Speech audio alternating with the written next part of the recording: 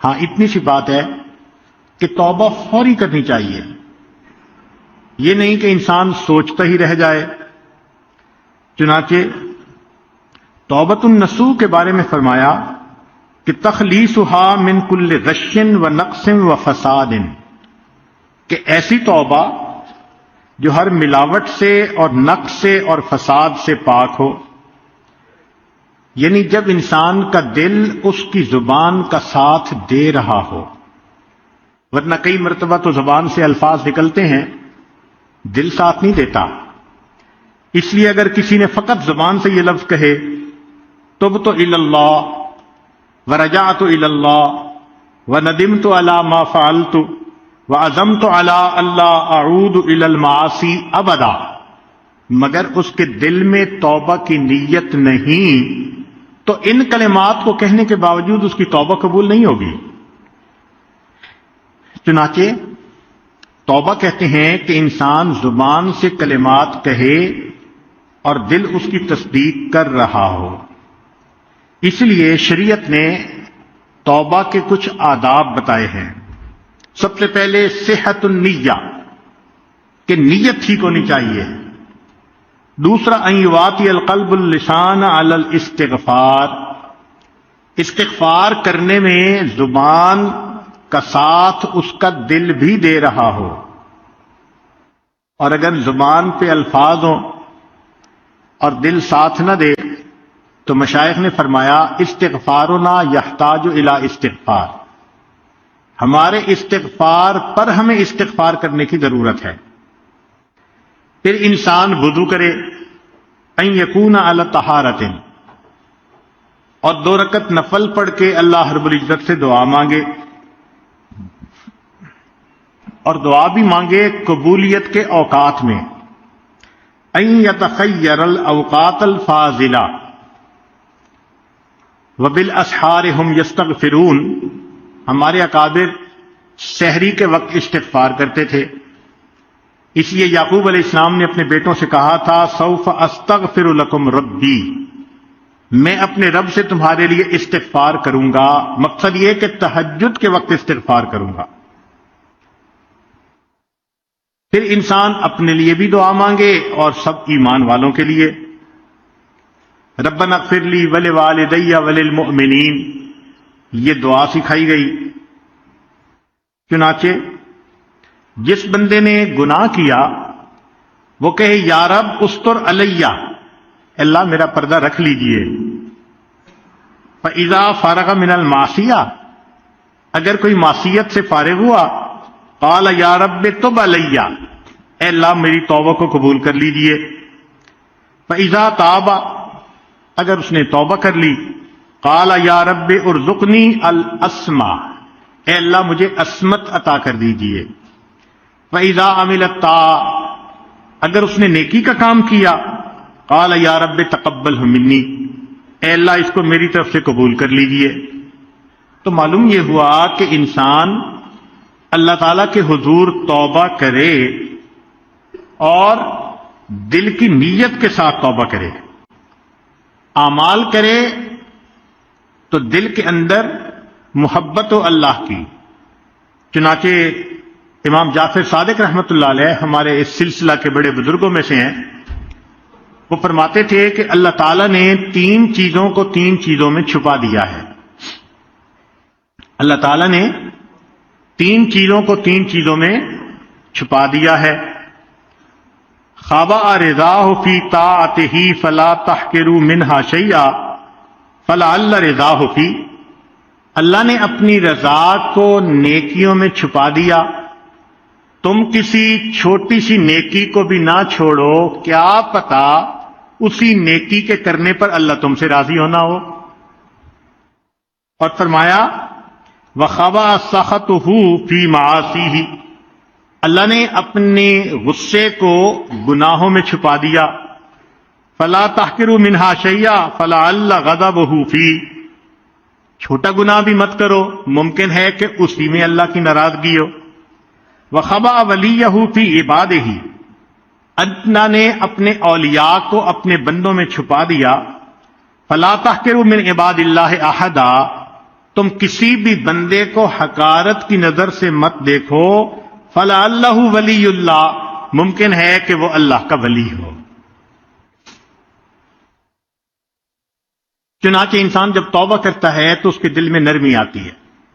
ہمارے مشائخ نے فرمایا کہ جالس التوابین فإنہم ارق افئدہ، توبہ کرنے والوں کی صحبت اختیار کرو، ان کے دل نرم ہوا کرتے ہیں۔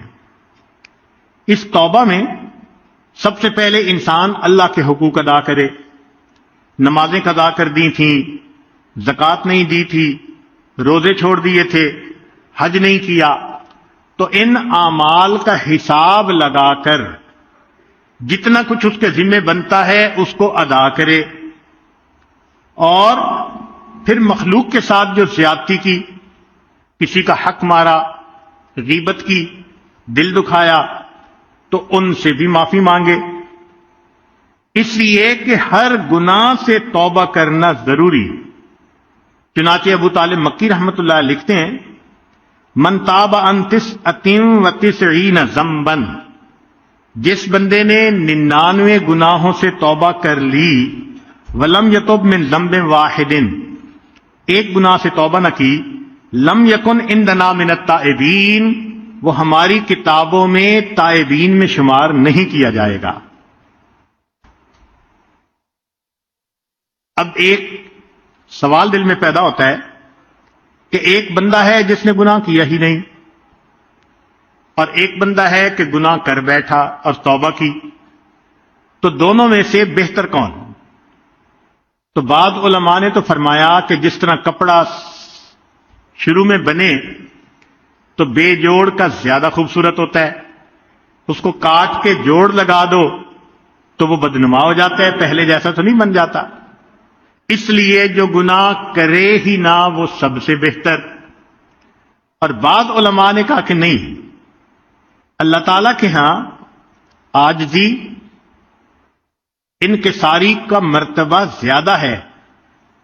جب کوئی بندہ نیکی ہی کرتا رہتا ہے تو اس کے دل میں خود پسندی ہوتی ہے، اور اگر کوئی بندہ گناہ کر بیٹھے اور اس گناہ سے وہ توبہ کرے تو اس کے دل میں گناہ کے کرنے کی ندامت ہوتی ہے، اس لیے یہ بندہ اب اللہ کو زیادہ پسندیدہ ہے۔ اور دلیل انہوں نے دی کہ ایک مرتبہ موسیٰ علیہ السلام نے پوچھا، یا ربی این اجدک، اللہ میں آپ کو کہاں ڈھونڈوں؟ رب کریم نے فرمایا، عند المنکسرۃ قلوبہم من اجلی، جن کے دل ٹوٹے ہوتے ہیں میرے پیارے موسیٰ علیہ السلام، ان کے دل میں تلاش کرو تم مجھے وہیں پاؤ گے۔ جب انسان اپنے گناہ کا اقرار کر لیتا ہے تو ان العبد اذا اعترف بذنبہ ثم تاب تاب اللہ علیہ، بخاری شریف کی روایت ہے کہ بندہ جب اپنے گناہ کا اقرار کر لیتا ہے اور توبہ کرتا ہے، اللہ تعالیٰ اس کی توبہ کو قبول فرماتے ہیں۔ اور حدیث پاک میں یہاں تک فرمایا کہ لو اخطأتم حتی تبلغ خطایاکم السماء، اگر تم اتنے گناہ کرو کہ تمہارے گناہ آسمان کی بلندی تک پہنچ جائیں، ثم تبتم، پھر اگر تم توبہ کرو گے، لتاب اللہ علیکم، اللہ پھر بھی تمہاری توبہ کو قبول فرما لیں گے۔ چنانچہ گناہ دو طرح کے ہوتے ہیں، ایک کو کہتے ہیں ترک و معمور، اور ایک کو کہتے ہیں فعل و محظور۔ کیا مطلب؟ کہ ایک سوائے ابلیس کے ابا، اس نے نافرمانی کی، واستکبر وکان من الکافرین، تو سب سے پہلا گناہ وہ ترک معمور کا ہوا، اور پھر دوسری خطا جو ہوئی وہ آدم علیہ السلام سے، وہ کیا ہوئی؟ فعل و محظور، کہ رب کریم نے منع کیا تھا کہ تم نے اس درخت کے پھل کو نہیں کھانا، اور انہوں نے بھول کے اس کو کھا لیا۔ تو انسان کے گناہوں کا تعلق بعض اوقات جوارح کے ساتھ ہوتا ہے اور بعض اوقات دل کے ساتھ ہوتا ہے۔ جوارح سے مراد آنکھیں، زبان، کان، ہاتھ پاؤں، یہ انسان کے جوارح ہیں، آرگنز ہیں۔ اور ایک انسان کا دل اس کے ساتھ جن گناہوں کا تکبر ہے وہ ہے کبر، عجب، ریا، شح، حب مال، حسد اور بغض اور غضب۔ ان تمام گناہوں کا تعلق انسان کے دل کے ساتھ ہے۔ اب سمجھنے والی بات یہ ہے کہ دل کا گناہ زیادہ نقصان دہ ہوتا ہے بنسبت اعضاء کے گناہوں کے۔ وہ کیسے؟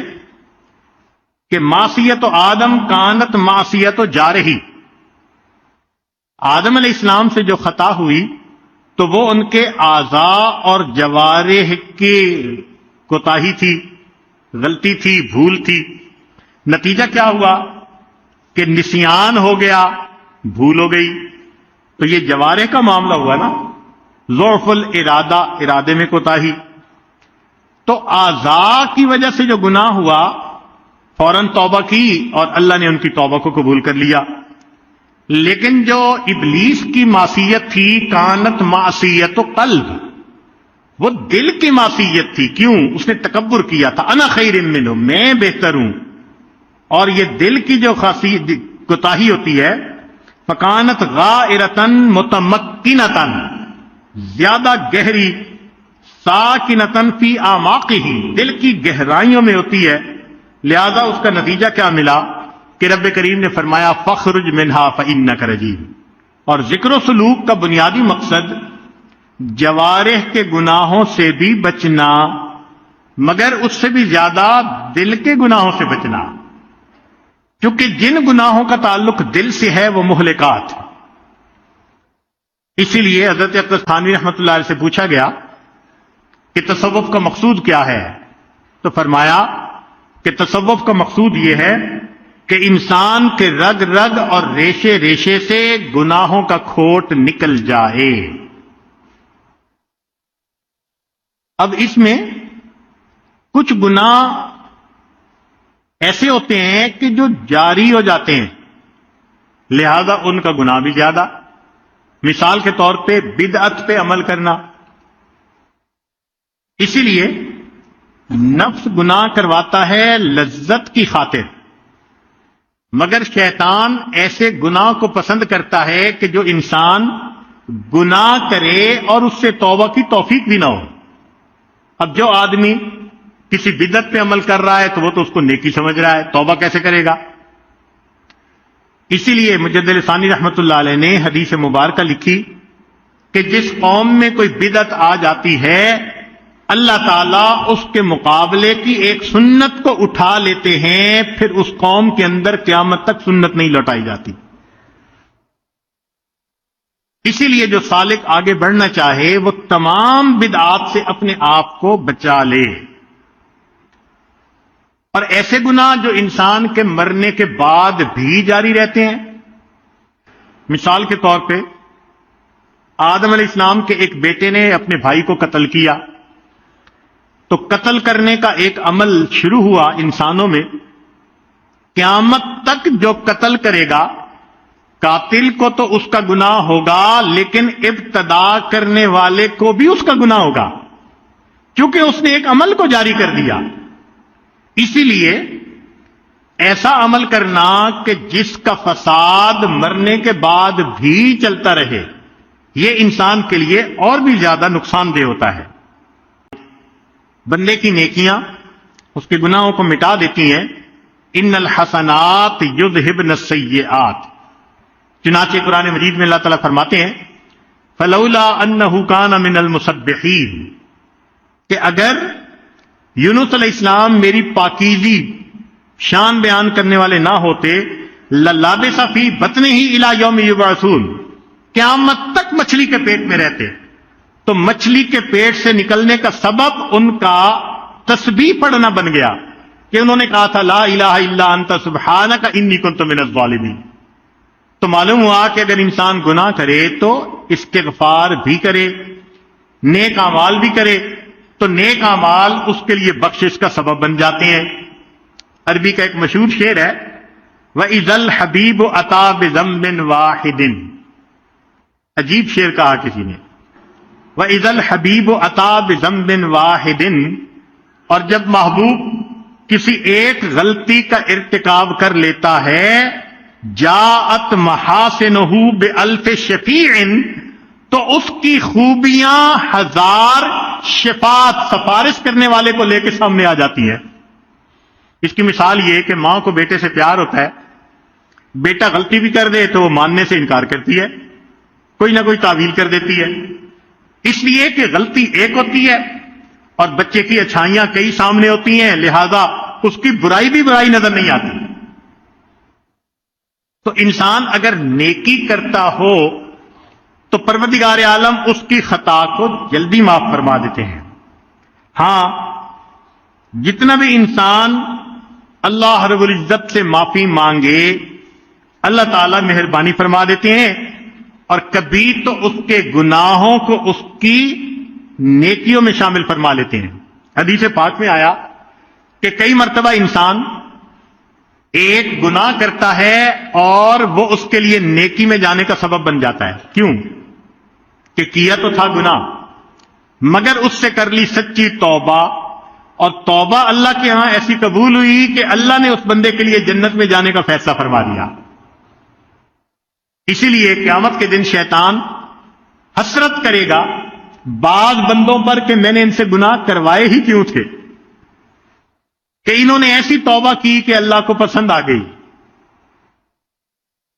چنانچہ گناہ کے حالات ہوتے ہیں جن کی وجہ سے وہ چھوٹا بڑا بنتا جاتا ہے۔ مثال کے طور پہ ایک آدمی اگر کنوارا ہو اور وہ زنا کا ارتکاب کرے تو یہ کم درجے کا گناہ، شادی شدہ ہو اور پھر ارتکاب کرے تو زیادہ گناہ، پھر اگر کنواری عورت سے گناہ کیا تو یہ چھوٹا گناہ نسبتاً، شادی شدہ سے کیا تو یہ متزوجہ سے گناہ کرنے کی وجہ سے بڑا گناہ، اور اگر پڑوسی کی بیوی سے زنا کیا تو اور بھی زیادہ بڑا گناہ۔ حدیث پاک میں آتا ہے کہ پڑوسی کی بیوی سے زنا کرنا 10 عورتوں کے ساتھ زنا کرنے سے بھی زیادہ برا ہوتا ہے۔ پھر اگر وہ پڑوسی رشتہ دار ہے تو اس میں چونکہ آپس میں صلہ رحمی بھی ہے تو رشتہ داری کی وجہ سے اور بھی زیادہ کبھی ہو گیا، حق القرابہ ہے۔ اور اگر کوئی ایسا بندہ ہے کہ جس کا خاوند نیکی کے کام کے لیے نکلا اللہ کے راستے میں، تو المرأۃ المغیبہ التی غاب زوجها فی طاعت اللہ، اس سے گناہ کرنا اور بھی زیادہ برا ہو گیا۔ اور اگر کوئی آدمی اتنا شقی القلب کہ وہ محرم عورت سے زنا کرتا ہے تو اور بھی زیادہ کبھی، اور اس میں بھی اگر حرمت مصاہرت آ گئی۔ حرمت مصاہرت کا مطلب کہ رشتہ داریاں ہوتی ہیں، جیسے سسر اور بہو کا رشتہ، داماد اور ساس کا رشتہ، اگر اس میں گناہ ہوگا تو پھر اور بھی زیادہ قباحت آ جائے گی۔ تو معلوم ہوا کہ گناہ تو ایک تھا، لیکن حالات کے ساتھ ساتھ اس کے شدت کے اندر زیادتی ہوتی چلی جاتی ہے، اور مکان کے ساتھ بھی اس میں زیادتی ہوتی ہے۔ ایک آدمی ایک گناہ باہر کرے تو کم، مسجد میں کرے تو اور بھی زیادہ برا، حدود حرم میں کرے تو اور بھی برا، بیت اللہ میں کرے تو اور بھی زیادہ برا۔ اسی طرح حرمت زمان، عام دنوں میں کرے تو کم برا، اور اگر رمضان مبارک میں کرے تو اور بھی زیادہ برا، ذی الحجہ میں کرے تو اور بھی برا، اور اگر میدان عرفات میں کرے تو اس سے بھی زیادہ برا۔ تو معلوم ہوا کہ گناہوں کی شدت مکان اور زمان کے اعتبار سے بڑھتی چلی جاتی ہے۔ تاہم کچھ اعمال ہیں جو گناہوں کو بخشوا دیتے ہیں۔ فرمایا التوبہ التائب من الذنب کمن لا ذنب لہ، گناہوں سے توبہ کرنے والا ایسے ہوتا ہے جیسے اس نے کبھی گناہ کیا ہی نہیں۔ اور دوسرا فرمایا استغفار، کہ انسان اپنی زبان پر استغفار زیادہ رکھے۔ حدیث مبارکہ میں ہے کہ اس شخص کو مبارک ہو قیامت کے دن جس کے نامہ اعمال میں استغفار زیادہ پایا جائے گا۔ استغفارن کثیرا، تو اللہ رب العزت اس بندے کی کوتاہیوں کو معاف فرما دیں گے جو زیادہ استغفار کرنے والا ہوگا۔ لہذا استغفر اللہ، اس کو باقاعدگی کے ساتھ پڑھنا اور عاد و وظائف میں سے ہے۔ لقمان علیہ السلام نے اپنے بیٹے کو نصیحت کی کہ بیٹے، یا بنیا عود لسانک اللہم اغفر لی، اے میرے بیٹے عادت بناؤ یہ کلمہ کہنے کی کہ اللہ مجھے معاف کر دے، اللہم اغفر لی۔ وجہ کیا؟ فإن للہ ساعات، اللہ تعالیٰ کے ہاں کچھ قبولیت کے لمحات ہوتے ہیں، لا يرد فیہا سائلا، اس میں مانگنے والے کو اللہ تعالیٰ رد نہیں فرمایا کرتے۔ تو اللہم اغفر لی، رب اغفر لی، یہ کہنا بخشش کا سبب بن جاتا ہے۔ اور دوسروں سے دعا بھی کروانا، یہ جو کہتے ہیں نا جی امی دعا کر دیں، ابو دعا کر دیں، مولانا ہمارے لیے دعا کر دیں، حضرت صاحب دعا کر دیں، یہ انسان کے لیے بخشش کا ذریعہ بنتی ہے۔ حتیٰ کہ نبی علیہ الصلوۃ والسلام نے عمر رضی اللہ عنہ کو فرمایا جب وہ عمرے کے لیے جا رہے تھے کہ اے بھائی اپنی دعاؤں میں ہمیں نہ بھولنا۔ امت کو تعلیم دی کہ تم دوسروں کو بھی دعاؤں کے لیے کہو۔ اب غور کیجئے، بات بڑی عجیب ہے کہ کان عمر رضی اللہ تعالی عنہ یطلب من الصبیان الاستغفار ویقول انہم لم تذنبوا۔ عمر الخطاب لانو چھوٹے چھوٹے بچوں کو کہتے تھے کہ میرے لیے دعا کرو، اس کی وجہ یہ کہ تم چھوٹے ہو، معصوم ہو، تمہاری دعا کو اللہ تعالیٰ رد نہیں فرمائیں گے۔ ابو ہریرہ رضی اللہ تعالیٰ عنہ کا حال دیکھیے، یقول لغلمان کتاب، جو پڑھنے والے بچے آتے تھے نا تو ابو ہریرہ رضی اللہ عنہ ان کو فرمایا کرتے تھے قولوا اللہم اغفر لابی ہریرہ، کہ بچوں دعا کیا کرو اللہ ابو ہریرہ کی مغفرت فرما دے۔ فیدعون، وہ بچے دعا مانگتے تھے، فیؤمن علی دعائہم، جب وہ دعا مانگتے تھے تو ابو ہریرہ رضی اللہ عنہ ان کی دعا پر آمین کہا کرتے تھے۔ اب ذرا غور کیجئے، صحابی رسول ہیں، اللہ نے اتنی شان دی ہے، مگر جس کو اللہ سے مغفرت لینی ہو وہ تو سہارے ڈھونڈتا ہے نا۔ چھوٹے بچوں سے بھی دعا کروانا، ہمارے اکابر کے اندر بھی یہ ایک عمل نظر آتا ہے۔ چنانچہ خواجہ باقی باللہ رحمۃ اللہ علیہ فرماتے ہیں ایک مرتبہ میرے اوپر قبض کی کیفیت طاری ہو گئی، بہت میں نے کوشش کی کہ یہ وسط میں تبدیل ہو جائے، استغفار بھی کیا، اللہ سے معافیاں بھی مانگی، مگر قبض کی کیفیت ختم نہیں ہوتی تھی۔ تو فرماتے ہیں کہ ہمارے قریب میں ایک مدرسہ تھا جس میں بچے قرآن مجید پڑھا کرتے تھے، چھوٹے بچے۔ تو میں ان کے پاس گیا، جب گیا تو بچے دیکھ کر کھڑے ہو گئے اور کہنے لگے جی کہ ایک بزرگ آئے ہیں، اللہ کے ولی آئے ہیں۔ تو جب انہوں نے یہ الفاظ کہے تو میں نے کہا یہ تمہارا میرے ساتھ حسن ظن ہے، سچی بات تو یہ کہ میں اس لیے تمہارے پاس آیا ہوں کہ تم استغفار کرو، اللہ چھینی ہوئی کیفیات کو پھر واپس عطا فرما دے۔ چھوٹے بچوں سے دعائیں کروانا۔ اور بکر المزنی رحمت اللہ علیہ عجیب بات کرتے تھے، فرماتے تھے کہ لو کان رجل یطوف علی الابواب، اگر بندہ جس نے گناہ کر لیے ہوں وہ لوگوں کے دروازوں پہ اس طرح طواف کرتا، کما یطوف المسکین، جس طرح کے مسکین روٹی مانگنے کے لیے دروازوں کا طواف کرتا ہے، تو گناہگار بندہ اگر سب لوگوں کے دروازوں کا اس طرح طواف کرتا جس طرح مسکین روٹی مانگنے کے لیے طواف کرتا ہے، اور ہر دروازے والے کو کہتا استغفروا لی، میرے لیے استغفار کرو، لکان لہ ان یفعل، چاہیے تھا کہ وہ ایسا کر گزرتا۔ جس نے اپنے گناہوں کی بخشش کروانی ہو تو کوئی بھی اس کے لیے ہیلا اختیار کرنا پڑے تو اس کو تو ضرور کرنا چاہیے۔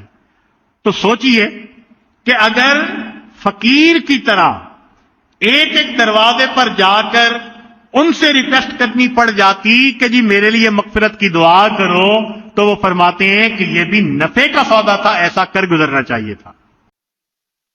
جب انسان سے گناہ ہو جائے تو چاہیے کہ وہ 2 رکعت نفل پڑھے اور اللہ تعالیٰ سے دعا مانگے۔ سیدنا صدیق اکبر عنہ فرماتے ہیں کہ جو بندہ صلاۃ الحاجت پڑھ کر اللہ سے دعا مانگے گا، اللہ تعالیٰ اس کے گناہوں کو جلدی معاف فرما دیں گے۔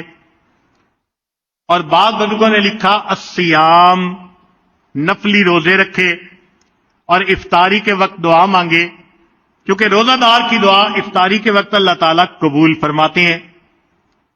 علماء نے لکھا کہ جس سے گناہ سرزد ہو جائے اللہ کے راستے میں صدقہ کرے۔ الصدقۃ تطفئ الخطیئۃ کما یطفئ الماء النار، جس طرح پانی آگ کو بجھا دیتا ہے، صدقہ انسان کی خطاؤں کو اس طرح مٹا دیا کرتا ہے۔ اللہ کا ذکر کثرت کے ساتھ کرنا، اگر گناہ سرزد ہو گیا تو تسبیحات بھی پڑھے اور مراقبہ بھی لمبا کرے۔ من قال سبحان اللہ وبحمدہ فی یومہ 100 مرۃ، حدیث مبارکہ کہ جو بندہ دن میں 100 مرتبہ سبحان اللہ وبحمدہ کا ذکر کرتا ہے، حطت خطایاہ، اللہ اس کے گناہوں کو معاف فرما دیتے ہیں، مٹا دیتے ہیں۔ وَإِن كَانَتْ مِثْلَ زَبَدِ الْبَحْرِ، اگرچہ وہ سمندروں کی جھاگ کے برابر بھی کیوں نہ ہوں۔ البر والصلہ، لوگوں کے ساتھ نیکی کرنا، صلہ رحمی کرنا۔ چنانچہ ایک صحابی نبی علیہ السلام کی خدمت میں حاضر ہوئے، اے اللہ کے حبیب صلی اللہ علیہ وسلم، مجھ سے ایک گناہ ہو گیا، انی اصبت ذنبا عظیما، یہ الفاظ ہیں، میں بڑا گناہ کر بیٹھا ہوں۔ نبی علیہ السلام نے فرمایا تمہاری والدہ زندہ ہیں؟ اس نے کہا نہیں، فوت ہو گئیں۔ فرمایا تمہاری خالہ؟ کہنے لگے جو وہ زندہ ہیں۔ فرمایا فبرہا، جاؤ خالہ کے ساتھ نیکی کا معاملہ رکھو، اللہ اس پر تمہارے گناہوں کو معاف کر دیں گے۔ الاحسان الی الخلق، اگر گناہ سرزد ہو جائے تو انسان مخلوق کے اوپر رحم کھائے، ترس کھائے۔ ہم بندوں پہ ترس کھائیں گے، اللہ تعالی ہم پہ ترس کھائیں گے۔ چنانچہ بخاری شریف کی روایت ہے کہ بنی اسرائیل کی فاحشہ عورت تھی، زانیہ عورت تھی، اس نے ایک پیاسے کتے کو پانی پلایا تھا، اللہ تعالیٰ نے پانی پلانے پر اس کی زندگی کے سب گناہوں کو معاف کر دیا تھا۔ اور کبھی کبھی گناہوں کی بخشش کا سبب ایک اور بھی ہوتا ہے، اللہ تعالیٰ بیماری بھیج دیتے ہیں، کوئی غم بھیج دیتے ہیں، کوئی پریشانی بھیج دیتے ہیں۔ المصائب والہموم، ان سے بھی بندے یلقی اللہ تعالی وما علیہ من خطیئہ، بندے کو کوئی بھی مصیبت پریشانی جب پہنچتی ہے اور وہ صبر کر لیتا ہے تو اللہ تعالیٰ سے وہ اس حال میں ملے گا کہ اس کے سب گناہ معاف کر دیے گئے ہوں گے۔ جو انسان توبہ کرتا ہے اس پر اللہ تعالیٰ کی طرف سے اس کو انعام ملتا ہے۔ سب سے پہلے گناہ معاف ہوتے ہیں، جنت میں جانے کا فیصلہ۔ دوسری بات کہ کئی مرتبہ اللہ تعالیٰ گناہ کو نیکیوں میں تبدیل فرما دیتے ہیں۔ پھر تیسرا، اللہ تعالیٰ اس کے دشمنوں کے معاملے میں اپنے بندے کی مدد فرماتے ہیں۔ اور پھر اللہ تعالیٰ اس بندے کے دل میں عاجزی پیدا کر دیتے ہیں، انکساری پیدا کر دیتے ہیں۔ ابن عطاء اللہ اسکندری رحمۃ اللہ علیہ فرماتے ہیں ربما فتح لك باب الطاعت وما فتح لك باب القبول، ایسا بھی ہو سکتا ہے کہ اللہ تمہارے لیے نیکی کا دروازہ کھول دے، قبولیت کا دروازہ نہ کھولے۔ لہذا نیکی کرنا الگ بات، اللہ کے ہاں اس کا قبول ہو جانا یہ الگ بات ہے۔ پھر فرماتے ہیں کہ ربما قدر علیک المعصیۃ، ایسا بھی ہو سکتا ہے کہ اللہ تعالیٰ نے تمہارے مقدر میں ایک گناہ لکھ دیا ہو، فکانت سببا فی الوصول، اور اس گناہ نے تمہارے لیے اللہ سے واصل ہونے کا ذریعہ بننا ہو۔ کیا مطلب کہ انسان گناہ کرتا ہے، پھر جب توبہ کرتا ہے تو وہ گناہ اس کے لیے اللہ کے قرب کا ذریعہ بن جاتا ہے۔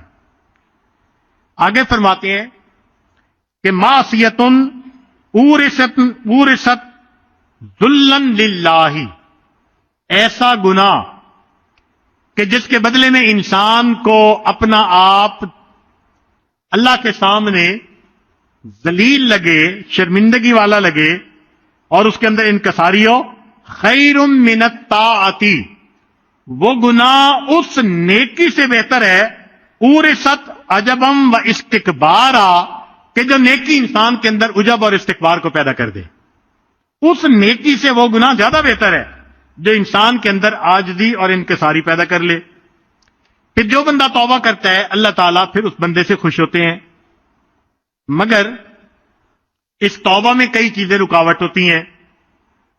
سب سے پہلے طول العمل، ہاں میں توبہ کر لوں گا، اسی میں ہی انسان زندگی کا وقت گزارتا چلا جاتا ہے۔ کل امرئ مسبح فی اہلہ والموت ادنی من شراک نعلہ، صحابہ رضی اللہ عنہم یہ شعر پڑھا کرتے تھے کہ ہر بندہ صبح کرتا ہے اپنے گھر والوں کے ساتھ اور اس کی موت اس کے جوتے کے تسمے سے بھی زیادہ اس کے قریب ہوتی ہے، تو کیا پتا انسان کو کب موت آ جائے۔ اور کئی مرتبہ اللہ کی جناب میں انسان کو مایوسی ہوتی ہے، یہ مایوسی کفر تک پہنچا دیتی ہے، اور کئی مرتبہ انسان قضاء و قدر پہ اعتراض کرتا ہے، اور یہ اللہ نے چونکہ لکھا تھا اس لیے ہونا ہی تھا۔ ایسی بات نہیں، رب کریم نے اختیار بندے کو دیا ہے، کرے یا نہ کرے۔ چنانچہ ایک آدمی نے گناہ کیا، ان رجلا وقع فی معصیۃ فقام یناجی ربہ قائلا، گناہ کر کے وہ اپنے اللہ کے سامنے یہ کہنے لگا، الہی انت قضیتا انت قدرتا انت حکمتا، اللہ تو نے یہ گناہ مقدر میں لکھا تھا، تو نے اس کا فیصلہ کیا تھا، آپ ہی نے تقدیر بنائی تھی۔ فسمع صوتا یقول لہ، آواز آئی، کہنے والے نے کہا، ھذا حق الربوبیہ، میرے بندے میں نے تیری تقدیر بنا کر ربوبیت کا حق ادا کیا، فَأَيْنَ أَدَبُ الْعُبُودِيَّةِ، عبودیت کا ادب کہاں ہے؟ بات اس کو سمجھ آ گئی، کہنے لگا، الہی انا عصیت وانا اسرفت وانا ظلمت، اللہ میں نے گناہ کیا، میں نے اسراف کیا، میں نے اپنی جانوں پہ ظلم کیا۔ فسمع کا ان اللہ یقول لہ، آواز آئی جیسے اللہ کی طرف سے جواب دیا جا رہا ہو، انا غفرت وانا عفوت وانا رحمت، اگر تو نے تسلیم کر لیا کہ تجھ سے خطا ہوئی، میرے بندے میں نے تجھے معاف کر دیا، میں نے تیری خطاؤں کو درگزر فرما دیا۔ البواعث والتوبہ، توبہ پہ کچھ اعمال برانگیختہ کر دیتے ہیں، مثلا اللہ تعالیٰ کی عظمت کے بارے میں سوچنا۔ چنانچہ عطاء اللہ اسکندری رحمۃ اللہ علیہ فرماتے ہیں، ان اردت ان یفتح لک باب الرجاء فاشہد ما منہ الیک،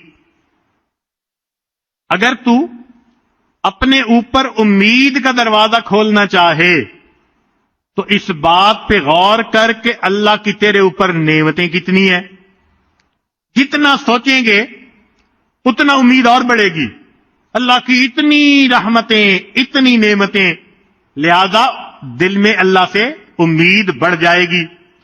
وَإِنْ أَرَدْتَ أَنْ يَفْتَحَ لَكَ بَابَ الْخَوْفِ، اور اگر تو چاہے کہ تیرے اوپر خوف کا دروازہ کھلے، فَاشْهَدْ مَا مِنْكَ إِلَيْهِ، اس بات پہ غور کر کے تو اللہ کے پاس کیا پہنچا رہا ہے، اللہ نعمتیں دے رہے ہیں اور تو اللہ کے پاس معصیت بھیج رہا ہے، تو اس چیز کو سوچے گا تو تیرے اوپر خوف کا دروازہ کھل جائے گا۔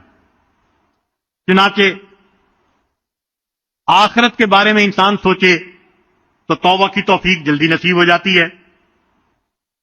امام ابی بکر بن فورک کے بارے میں آتا ہے، ایک بندہ ان کے پاس داخل ہوا، وہ کہتے ہیں فلما رآنی، جب میں نے ان کو دیکھا، دمعت عیناہ، آنکھیں آنسوؤں سے تر تھیں، فقلت لہ، میں نے یہ کہا، ان اللہ تعالی یعافیک و یشفیک، اللہ تعالیٰ آپ کو شفا بھی دے دیں گے، معاف بھی فرما دیں گے۔ فقال لی، انہوں نے جواب دیا ترانی اخاف الموت، تو یہ محسوس کر رہا ہے کہ میں موت سے ڈر رہا ہوں؟ ایسی بات نہیں، انما اخاف مما وراء الموت، موت کے بعد کیا ہوگا مجھے وہ ڈر لگ رہا ہے۔ تو آخرت کے بارے میں سوچے تو بھی توبہ کی توفیق۔ چنانچہ انسان جس قدر اللہ رب العزت سے اپنے گناہوں کی معافی مانگے، پروردگار عالم اس کے ساتھ رحمت کا معاملہ فرماتے ہیں۔ عمر بن خطاب رضی اللہ عنہ فرماتے ہیں التوبۃ النصوح ان تبغض الذنب کما احببتہ، کہ توبۃ النصوح یہ ہے کہ تجھے گناہ کرنے سے ایسی نفرت ہو جیسے گناہ کرنا پسند تھا، اور جب تجھے گناہ یاد آئے تو اس وقت استغفار کرے۔ علماء کو اللہ تعالیٰ جزائے خیر عطا فرمائے، ہماری آسانی کے لیے انہوں نے توبہ کو چند لفظوں کے اندر سمیٹ دیا ہے کہ توبہ کیا ہوتی ہے۔ ذرا توجہ فرمائیے گا، بہت عجیب فکرہ ہے۔ فرماتے ہیں ترک الذنب علما بقبحہ وندما علی فعلہ وعزما علی اللہ یعود الیہ اذا قدر وتدارکا لما یمکن تدارکہ من الاعمال واداء لما ضیع من الفرائض اخلاصا للہ ورجاء لثوابہ وخوفا من عقابہ وان یکون ذلک قبل الغرغرہ وقبل طلوع الشمس من مغربها، اگر یہ تمام شرائط پوری ہو گئیں، جو توبہ کی جائے گی وہ توبۃ النصوح بن جائے گی۔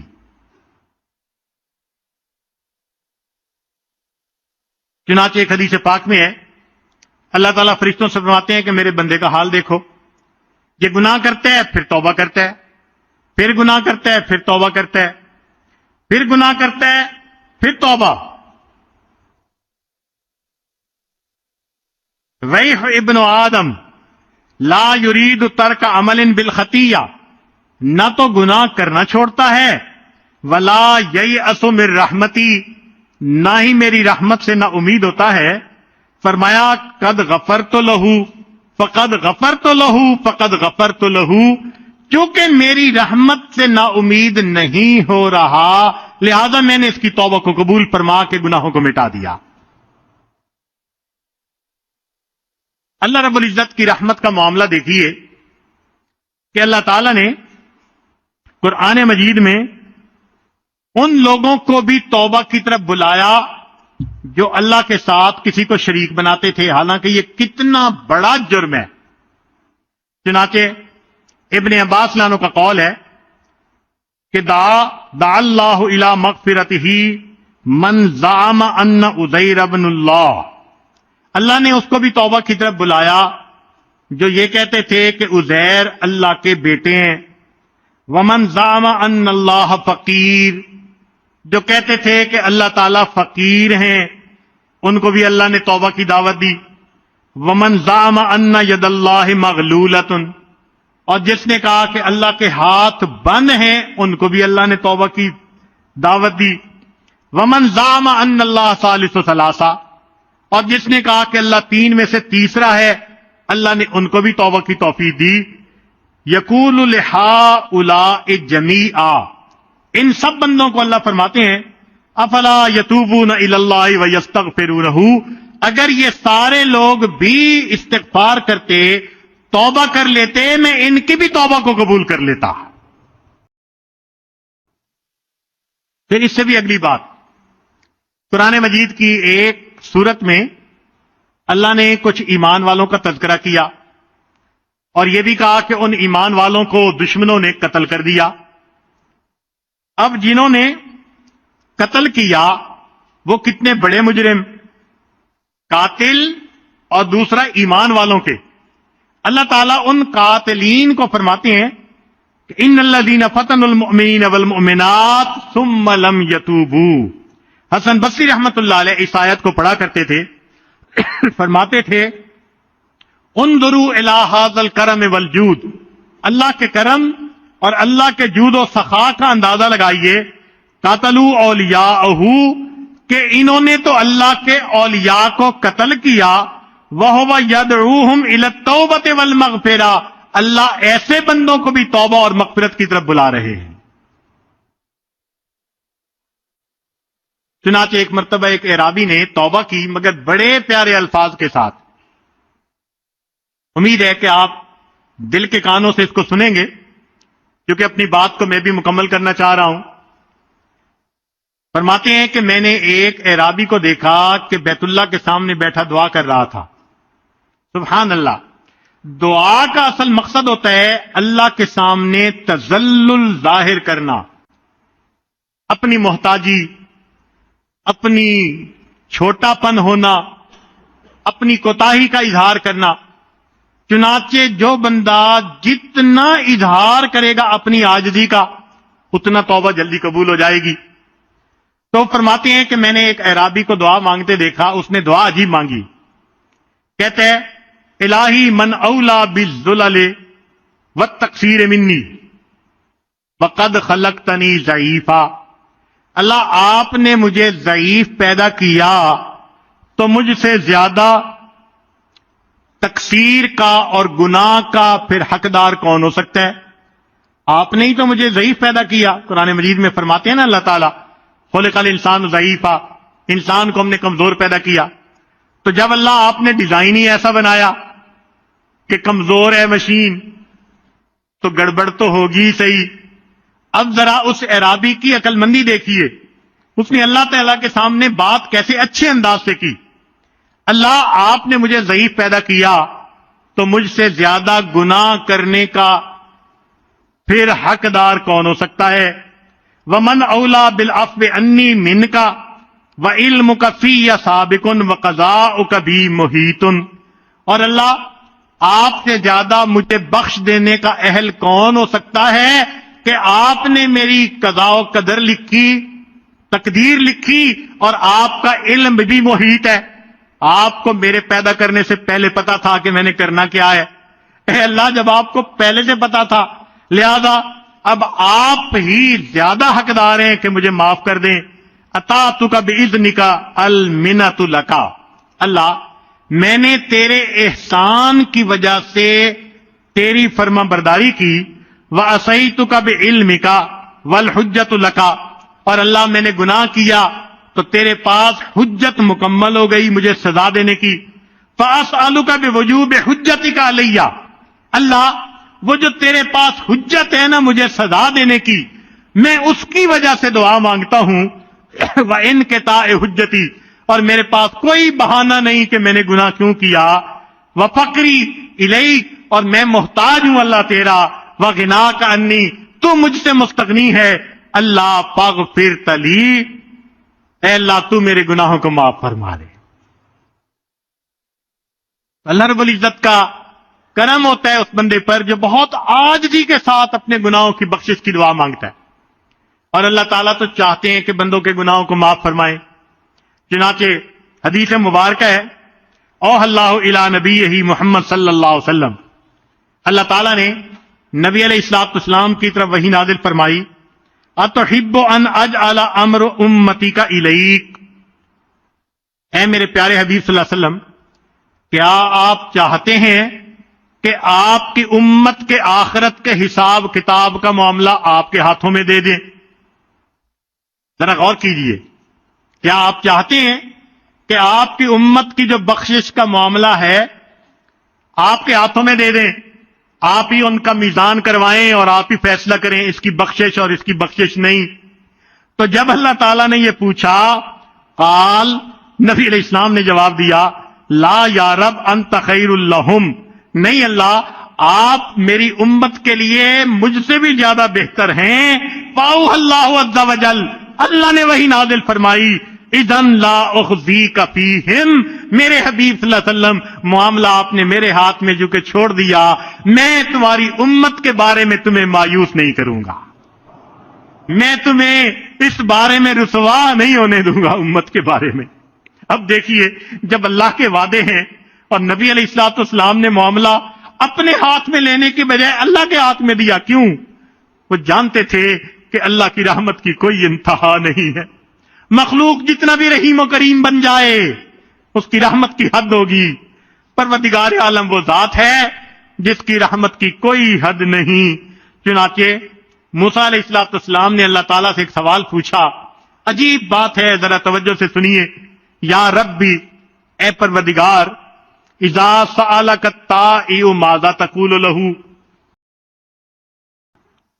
جب نیک بندہ آپ کو پکارتا ہے تو اے اللہ آپ اس کو کیا جواب دیتے ہیں؟ قال اقول لبیک، اللہ تعالیٰ نے فرمایا کہ نیک بندہ جب مجھے پکارتا ہے تو میں اس کے جواب میں اس کو لبیک کہتا ہوں. قال فالزاہد، پوچھا اے اللہ کوئی زاہد پکارے؟ قال اقول لبیک، فرمایا کہ میں اس کو جواب میں لبیک کہتا ہوں.